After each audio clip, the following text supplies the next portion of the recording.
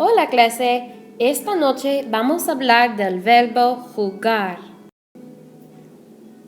¿Qué quiere decir el verbo? El verbo quiere decir to play.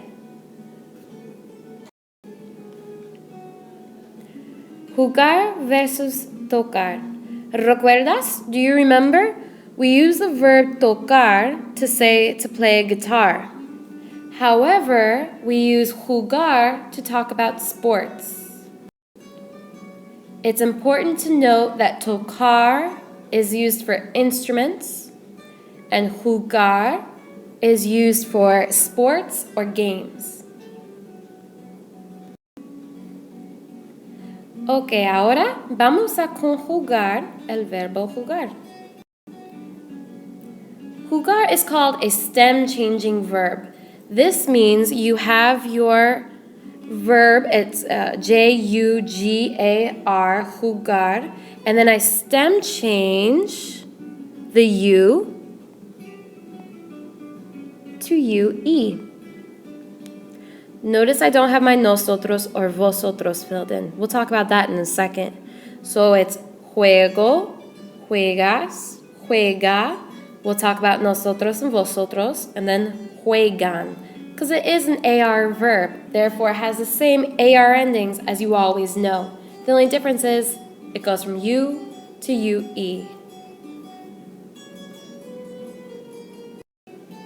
This is why we didn't complete the nosotros or vosotros. It's called a boot verb.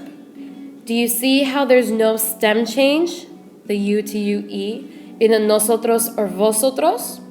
This is very common with a lot of verbs, and we're going to be learning more of them throughout Spanish 1 into 1B. So it's called a boot verb because, notice, it forms a boot. Stem-changing verbs all fall within this little boot. When they don't stem change, nosotros and vosotros, they are outside of the boot. This is the same with, for instance, querer, to want. Yo quiero, tú quieres, él quiere. Then we go back to no stem change. Queremos. Vosotros queréis. And ellos, ellas, ustedes quieren. That's also a boot verb. Repite clase. Juego. Juegas. Juega. Jugamos. Jugáis. Juegan. Aquí yo tengo un ejemplo. Again, we use jugar with sports.